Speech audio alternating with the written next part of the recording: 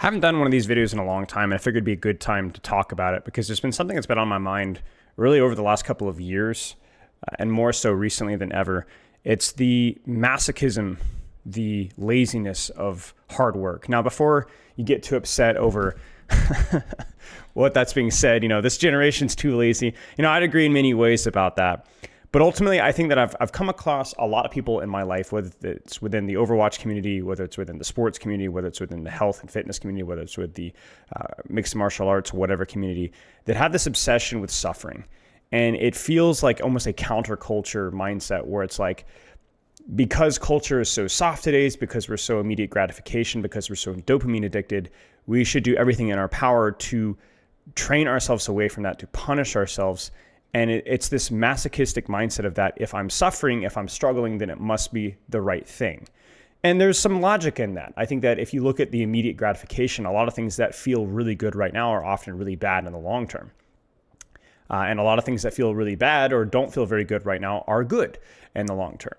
But ultimately, when you look at life with such a black and white perspective, you miss not necessarily the fact that there isn't truth, but you miss the actual truth. And the actual truth is that nuance is very important. If I take a sledgehammer to my toenail, that's not good for me long term.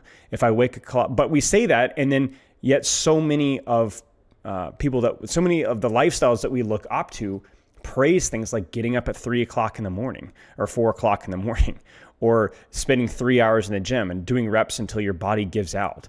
Or we praise the mental toughness of suffering, when a lot of our suffering is actually privileged, because real suffering is having to do something not because it's hard, but because you have no other choice. There are a lot of millions and billions of people in the world right now that are actually suffering. And if those people were able to trade spots with us, they would in a moment. And to me, it's the ultimate privilege to claim suffering as your lifestyle when it's completely your choice and it's not making you better. And crucially, it's not making people around you better. You're not making your community better. You're not making yourself a better person and better equipped to help other people. And ultimately, that's the key. The key thing for us should be, whatever we do, we should be aiming to be better people, and specifically aiming to better people around us. When you get up at 4 o'clock in the morning, you're not bettering yourself and you're not bettering the people around you. Ultimately, sleep quantity and quality is crucial. Right? When you train and train and train until your body falls apart, that's not building strength. That's not building maturity. That's poor. That's simply a laziness and a lack of understanding and willing to explore the nuance. You see, I've been there many times in my life, not only with physical training, but even with jobs. I've been there during my training in Contenders in the Overwatch League. I've been there when I was working 2 jobs, coaching, training mixed martial arts. I'm getting up at 2 or 3 o'clock in the morning to train Contenders. And it compromised my ability to do my job well. I did a worse job teaching martial arts and training. I did a worse job coaching. It was the hardest time of my life, and it did not develop me. And that's the key thing here, is that a lot of the times that when we go through hardships, we learn from those hardships. But a lot of what we learn from those hardships is what not to do and what doesn't actually matter. It makes us stronger people, but it's not necessarily a step that we all have to go through. Ultimately, we should aspire to be willing to try things and being willing to work hard and be willing to go too far in any direction. But ultimately, the end goal is to not stay in that suffering. The end goal is to course correct. The end goal is to go, okay, working hard is important, but that was too much. I sacrificed my time to spend with my family. I sacrificed my mental health. I sacrificed my physical health. And ultimately, too many of us in our culture right now praise that as the end goal. And I'm not going to name any names, but there's a lot of even content creators and people that praise that mental toughness. And all they've done is they've ruined a generation to where people go that if I'm not like that, then I'm not going hard enough. But the reality is that 99% of us can't do that. 99.9% of us shouldn't be doing that. You see, that's not aspirational, right? That's the equivalent of like saying, Arnold Schwarzenegger saying that if you're not spending 3 hours in the gym, that you're wasting your time. That's not motivational. That's not productive feedback. And I know that's going to make some people upset. I've done that. I've been that. I've trained that. And ultimately, my highest performance with what I was doing, and my highest performance also in how I was able to relate, encourage, and set a good example for other people, was always in the nuance. Probably working harder than you are, but not that much harder, working a lot smarter, looking back at how I was spending my time and go, okay, what could I be doing better? What time is wasted, right? That's ultimately why I'm such a social media hater, because I don't find that to be productive in terms of relaxing, fun, or productive in terms of actually accomplishing things. It's just negative on all aspects. But spending time with family, sleeping in, resting, walking, taking a hot bath, reading books, spending time playing board games, sports, learning new skills, playing the guitar. These are productive things. These are fun things. These are what makes life good. These are the experiences that we've been given, and the opportunities, the blessing that we have, that we can do these things without starving to death, right? And we're fortunate enough to have that, and we need to be exploiting that. And ultimately, there's this myth, I think, that to become truly great, you have to sacrifice everything. And first off, we could get in the weeds of what really means it means to be great. But ultimately, my progression at every skill that I've had to the top level, because I'm a very competitive person, I've always been most successful with balance, right? Working hard, training hard, spending a lot of time, but avoiding that extreme. There's somebody in my life here, and I'm not going to name names in the case that they ever watch this, but there's somebody in my life who's currently, there's a couple people in my life right now that are currently or have recently been through that self-sacrificial, masochistic, harder is better mindset. And those people, without exception, failed or plateaued with what they were doing. And the harder they pushed, the earlier they got up, the more time that they spent grinding away, they just didn't go anywhere. And there's a reason behind that. The body is not meant to, if you want to perform at a high level, you must recover, you must train at a high level. The quality has to be there.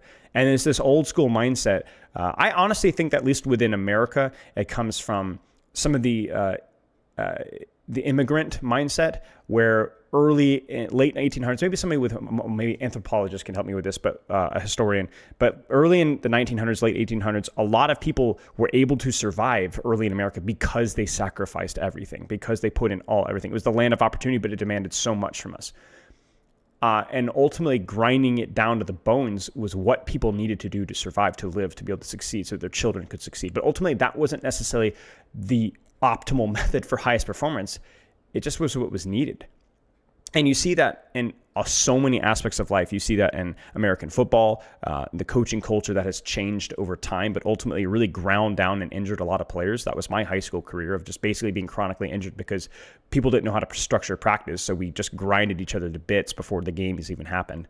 You see that a lot of how we train, how we perform in school, like how so many hours are wasted and spent on school and homework. And ultimately, we're still failing as educators. It's not that hard work is not important. It is so much. But ultimately, our definition of hard work is this really myopic, simple thing. And it doesn't take into the fact of the quality of the work and the quality of taking care of ourselves outside of that. And so, as I said earlier, there's a lot of people in my life that have been victimized by this mindset completely unnecessarily and are worse people as a result. They're not only worse in terms of their dynamics of themselves as a person, their personality, but at what they're actually applying themselves, why they're getting up at 4 a.m., why they're doing it. They fail, and they fail again and again and again. And it's hard because it feels so difficult that surely it must be good for you. Surely if I eat a spoonful of dirt, it tastes so bad, it must be good for me. But ultimately, they really lack the maturity. And I think that's what it comes down to. It's the maturity of knowing what is good for me, what is right, and what is bad for me, and what is not right. And that takes a lot of wisdom. And ultimately, if you want to find the wisdom there, you need to spend a lot of time thinking about your current approach. What can I actually be doing better? What of my time, what of my sweat and energy is wasted right now? Whether it's lazy, hard work, or whether it's just lazy. They're just doing nothing in period. And being able to self-evaluate, contemplate, asking others for feedback, doing your own research is probably going to be infinitely better than any mindless grinding that you're doing right now. Quality, not quantity. Quality and quantity is the crucial approach to not just getting good at specific skills like Overwatch or like weightlifting or like anything, but quality and quantity is the key to success for anything, period. Whether it's related to our lives, our relationships, all that. So again, this is Like anything, I know there's going to be comments in here that completely miss the forest for the trees, that are thinking that I'm calling out hard work and exercise and sacrifice, that think that I'm against learning from our mistakes. But ultimately, those people are fools. And the people that have ears to hear, I hope that you hear this, and I hope that you're able to take action off of this. So this is something that I'm continually working through myself. It's really a lifelong journey. It's something that I catch myself going to either opposite extreme, not putting in the hours, or putting in the hours brainlessly, or putting in too many hours that the quality of my work suffers. Maybe putting hours in things that don't matter, but they feel good. They're busy work, right? My goodness, that is such a dangerous trap. It's something that I'm constantly fighting. And it's a difficult world to know when and where that balance is. And so I hope that you guys will be able to find that balance. As always, I encourage you guys to take small steps in your approach, to take small adjustments in what you're doing, things that will have long-term ramifications, even if they don't immediately pay off right now. And I encourage you guys to keep that search. That is a lifelong passion, no matter what you're doing. So chop wood, carry water. I'll see you in the next video.